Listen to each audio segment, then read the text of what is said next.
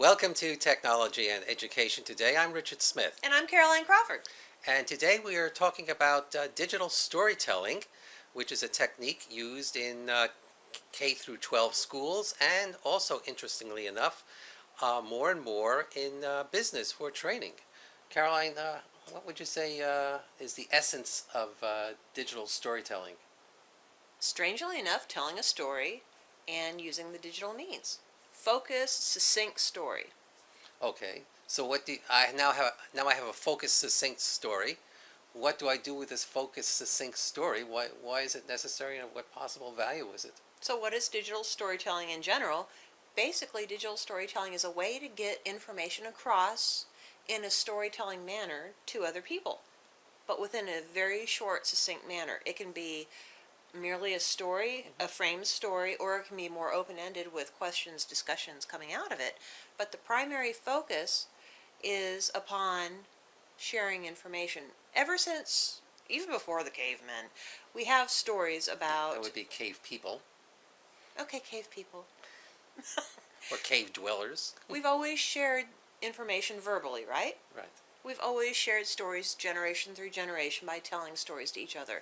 And then we had the ability to write on walls, and then we had the ability to take pictures or draw or other forms. And digital storytelling is the latest form of this type of sharing of information. That's all it is.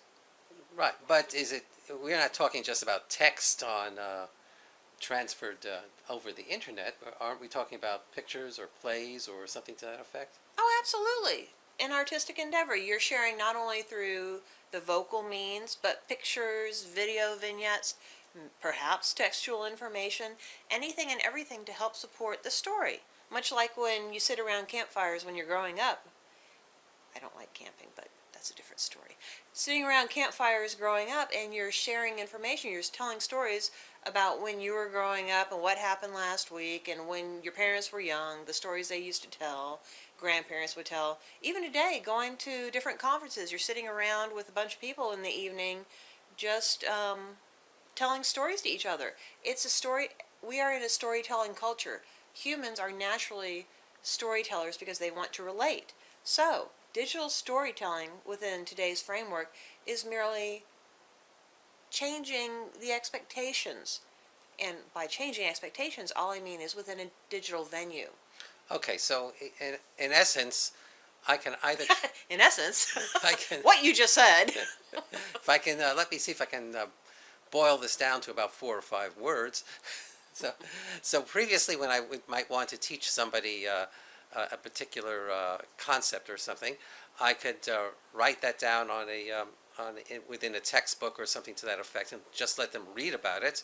Or what you're saying now is I could dramatize it and get information across that way. Yeah, think of Aesop's fables. There's always some type of story to be learned. There's something that you are trying to get out of the story, some type of metaphoric representation, a story about how to live life, whatever it might be.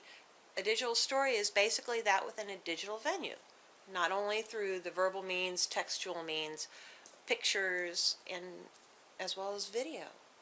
But it's short, succinct, much like Aesop's fables, short, succinct, to the point, and it can be open-ended or closed-ended. Closed-ended where you're telling the whole story and that's it, or open-ended where it can be a discussion point. Your digital story is a focus for further discussion. It's like a prompt. Yeah. Yeah. So in other words, any story that's told should have some degree of relevance to the student or the person who's being... Not to state the obvious, but yes.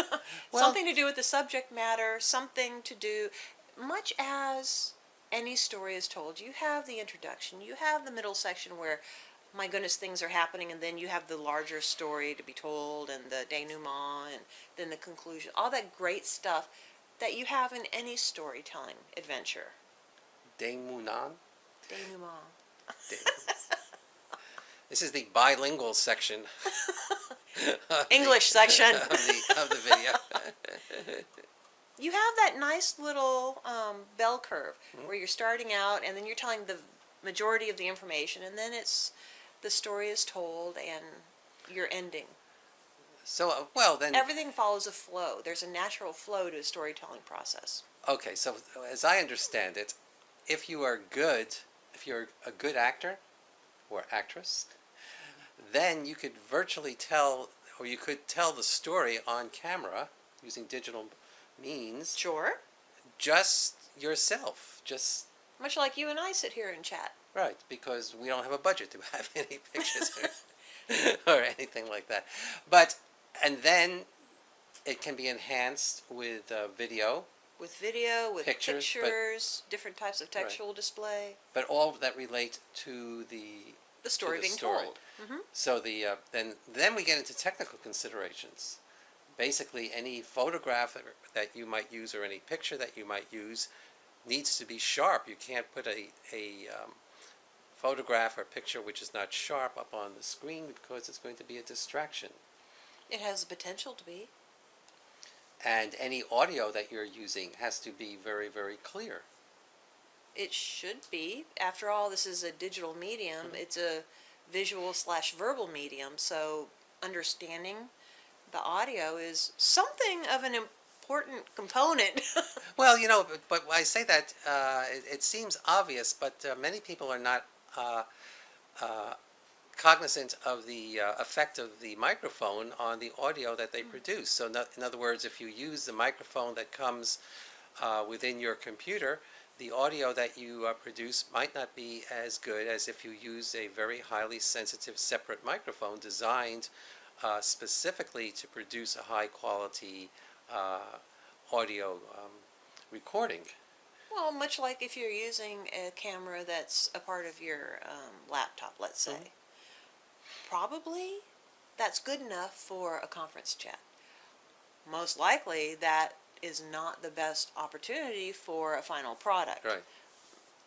Smartphones today, many of the built-in cameras are high def. Cool, nifty. Double check and see if it's actually as amazing of a video product as what you expect. Well, I think you're correct. The video quality of the smartphones these days is quite outstanding.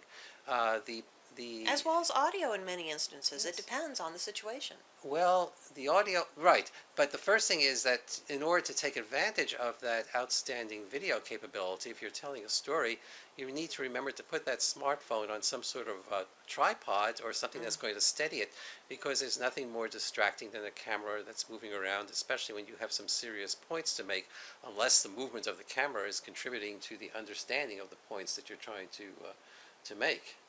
I'll never forget, I thought I was so perfect and wonderful taking a video of someone's wedding. And then afterwards I was looking at it and I could tell that I was breathing. It was so pathetic. It was horrid. Best of intentions gone awry. Right, because if you haven't had any training in video techniques, you're not going to be aware of all these little things. Nuances. It's as if somebody. Just try it. It's See a- what it looks like. It's as if you can speak and you can write a language, and then somebody hands you a typewriter or a word processor or whatever, and says, well, "Okay, I want you to write a story." Well, and then you complete it. Take the first draft and say it's finished. I said, no, it's not finished. And in fact, there are many things you could have done to avoid having the problems in your first draft.